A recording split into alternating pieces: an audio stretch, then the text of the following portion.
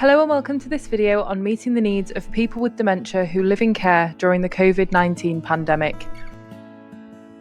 Staff in care homes are already aware of the importance of trying to meet the needs of residents, for example, helping them feel safe when they're scared or providing them something meaningful to do when they're bored.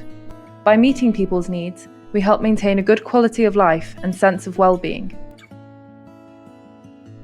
There are 8 fundamental needs that all people share, and these needs are physical comfort and freedom from pain, a need to feel safe and secure and not wishing to feel vulnerable, a need for love and a sense of belonging, a need for self-esteem, to feel valued and treated with dignity and respect, a need to feel in control over oneself and the environment and have choices respected, a need for meaningful physical touch, for comfort and reassurance, a need to have fun, to play and to laugh, and a need for meaningful occupation to give us purpose and entertainment.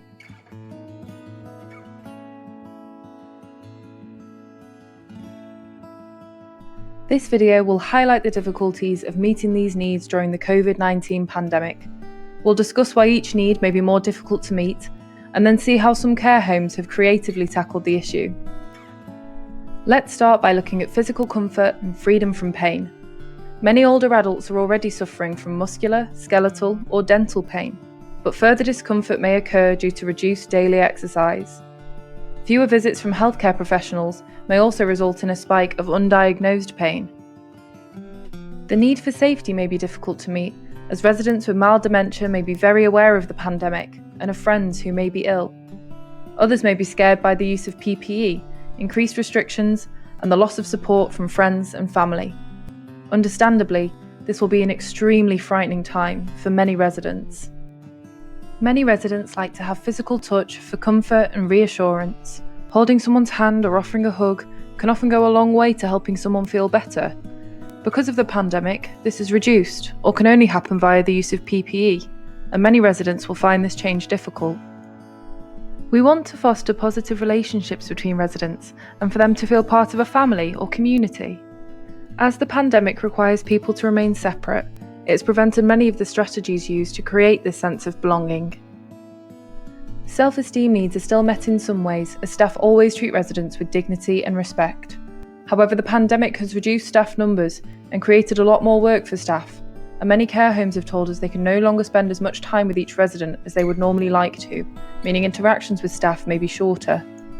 Fellow residents who they chatted with often and made them feel valued may also be less available. Loss of freedom and sense of control is a major consequence of the restrictions brought in. Residents are less able to meet in social groups and may be asked to stay in their rooms for long periods of time. Need for control is an extremely strong drive, and this may lead to increased conflict and agitation. It has been hard to meet the need for fun now that the usual entertainment care homes provide has been more difficult to carry out. Some residents are especially missing their weekly visit from the hairdresser. Being occupied and active is important for both our physical and mental health. Due to distancing measures, residents are less able to carry out activities where they need close support or prompting. Daily visits outside the home have also stopped, leaving residents feeling unoccupied and bored. As you can see, Covid-19 restrictions have created a clear threat to residents' well-being, but staff have been very inventive when tackling this issue. The following are real examples from care homes across the UK. To meet a need for physical comfort, when appropriate, residents are encouraged to keep active and make use of the garden whilst maintaining their social distance. Staff politely separate residents who are walking too closely together. Staff are also being extra vigilant for signs of pain and discomfort now other healthcare professionals are less present. To meet the need of safety, many homes are keeping in regular contact with chaplains and other religious leaders, offering services over the internet or one-to-one. Some homes told us they encourage regularly washing residents' hands, making them feel safer and also providing a form of positive touch. When wearing PPE, staff are encouraged to wear washable photographs of themselves so residents can still tell who they are. To meet a need for meaningful touch, some care homes have been using therapeutic dolls and soft toys, which have been shown to have benefits for some, but not all residents. One care home told us how they are using no-rinse shampoo and conditioner caps, where residents can have their hair washed and have a gentle massage from staff. This allows residents to feel pampered without having direct physical contact. To give residents a feeling of love and belonging, care homes have been using technology to allow residents to video call their friends and families. Where this is not an option, staff are going through photo albums with residents and encouraging them to write cards and letters. Some care homes are also taking advantage of schemes like Adopt a Granny, where volunteers make regular contact with older people. As we said, staff are always meeting self-esteem needs by treating people with respect. But an important aspect of self-esteem for many residents is looking their best. Having their hair done, for example a blow dry, can go a long way to making residents feel good about themselves. In order to give residents a sense of control during COVID restrictions, one care home told us how they gave cleaning equipment to residents so that they could keep active and maintain their bedrooms to their own standards. Another home said they were keen on staff taking extra time to introduce themselves and ask if it's okay to enter residents' rooms, and give the reason for wanting to enter, again giving residents a sense of control over their own space.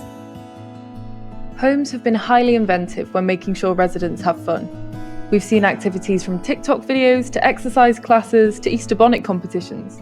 We've seen entertainers performing remotely and from a distance in the garden. A lot of these activities meet multiple needs, which is obviously a good thing. Finally, almost all care homes said it was essential to meet the needs of their staff. They expressed great amounts of pride for their staff, who were showing extremely high levels of care and resilience whilst working in incredibly challenging conditions. Here's a quote that nicely sums up the view of a regional manager. "It's important staff feel safe and secure. In 2 homes with outbreaks, I've seen the same reaction by staff as it unfolds. They're very anxious and frightened and need a lot of emotional support. They begin to see deaths in quick succession and are sad as these are usually people they've cared for a long time. We set up a chill room in one home in a spare lounge. We put a mindfulness CD and some battery-operated candles and flowers in there and told staff to take a 5-minute break when they needed to. It was only used a little initially, then staff seemed to adjust. They felt cared for and supported."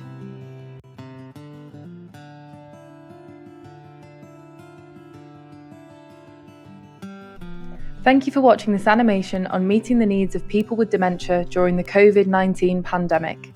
We hope you can take some inspiration from some of the examples shared here. Dr. Joanna Marshall and Dr. Ian James and colleagues will be working with members of the Faculty for the Psychology of Older People to produce an article which provides more details about the examples mentioned in this video and more.